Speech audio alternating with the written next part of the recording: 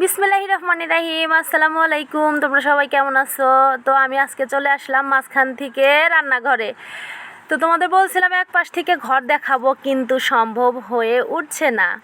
তার কারণ যখনই আমি ভিডিও করতে যাই তখনই কারেন্টের প্রচণ্ড ডিস্টার্ব। তোমরা সবাই জানো লোডশেডিং চলতেছে, গরমের কারণে কারেন্ট যায়, তো এই বৃষ্টির দিনে তো আরও বেশি।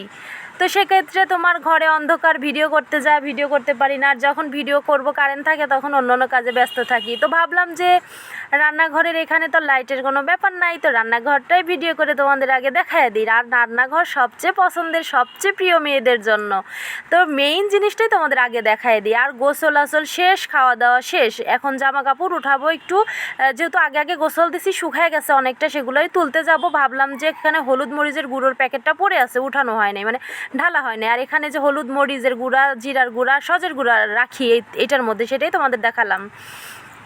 তো এখানে ঢেলে নিলাম। ঢালার পরে এখন তোমাদের চলো একটু ব্যাক ক্যামেরায় দেখায় দেই আমার স্বাদের পছন্দের সুন্দর রান্নাঘরটা।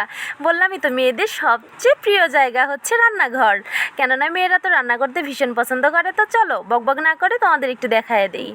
তো এই হচ্ছে আমার রান্নাঘর। তো প্রথমেই শুরুতেই তোমাদের আগে বলে দিই, এটা কিন্তু ফাইনাল লুক না, মানে ফাইনালি যে গোছানো শেষ এটা একদমই না। কেননা এখানে আমার আরও কিছু প্ল্যান আছে, আরও কিছু করার।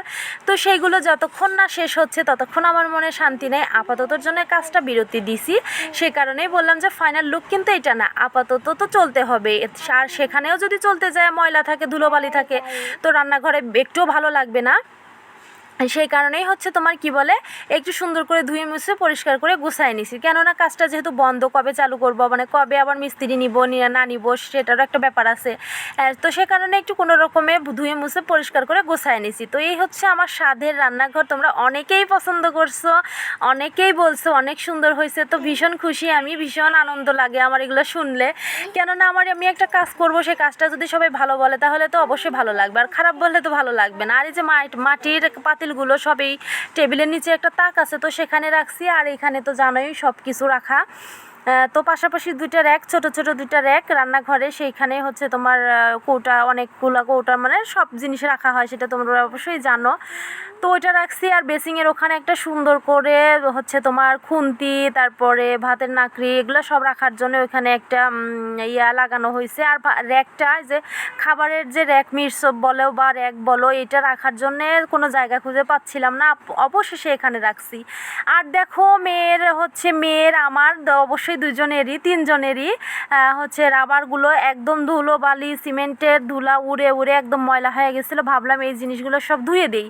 আর শুকা দিব কোথায়, ভাবলাম যে টেবিলের উপরে দিই, যেহেতু এখানে সাদা টিন দেয়া, এখানে প্রচণ্ড তাপ লাগে, তো শুকায় যাবে। সে কারণে আবার ডাইনিং টেবিলে দিছি। আর দেখো ডাইনিং টেবিলের ইয়েটাও কিন্তু, র্যাকসিনটাও কিন্তু নতুন। আর তোমার এখানে হচ্ছে এটা তো আগেরই, তারপরে সুন্দর করে ধুয়ে মুছে সাফ করে পরিষ্কার করে একদম, মানে কি রেখে কি বলি, যাই হোক, তো পরিষ্কার করে নিছি। আর ট্রাঙ্ক হচ্ছে বাথরুমের এই পাশে অনেকটা স্পেস ছিল, সেইখানেই এটা রেখে দিলাম তোমার ট্রাঙ্ক। কেননা ঘরে আর এটা নিব না, ঘরে অন্যরকম প্ল্যান আছে, তো সেটা করতেও সময় লাগবে, আস্তে আস্তে সব হবে ইনশাল্লাহ। একটা কাজ যখন শুরু করছি সেটার অবশ্যই শেষ আছে। তো যাই হোক, সামনে আসছি দেখো। এখন চলো তোমাদেরকে বাইরে নিয়ে যাই। বাইরের ওয়েদার তো ভীষণই ভালো, কেননা বৃষ্টি। তবু আরেকটা কথা, সেটা হচ্ছে বৃষ্টি, কিন্তু আমার এখানে জানি না কেন এত গরম, মানে গরমটা আছে, বৃষ্টির মধ্যেও গরম আছে। তো এই জামা কাপড়গুলো অনেকগুলোই শুকায় গেছে, একটু ধরে ধরে দেখতেছি কোনটা কোনটা শুকাইছে, সেগুলো নিয়ে যাব ঘরে। আর একটু বাইরে যাওয়ার প্ল্যান আছে, এই কারণে আর একটু সকাল সকাল উঠাইতে চলে আসছি। আজকে একটু রেস্টও নেই, মানে শুইতেই পারি নাই। খাওয়া দাওয়া করে কমপ্লিট করে কোনো রকমে ছোটো মেয়েকে একটু ঘুম পাড়ায় রেখে উঠে আবার কাজ শুরু করে দিছি, যেহেতু বিকেলে যাব একটু বাজারে। সেক্ষেত্রে তোমার তো এখন ঘুমালে হবে না, শুইলে হবে না।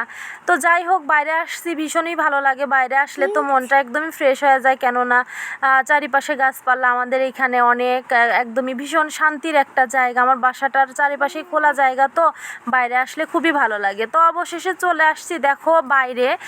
বললাম বাজারে গেছিলাম, বাজারে আসছি, বাজারে যাব বলছিলাম, তো বাজারে চলে আসছি।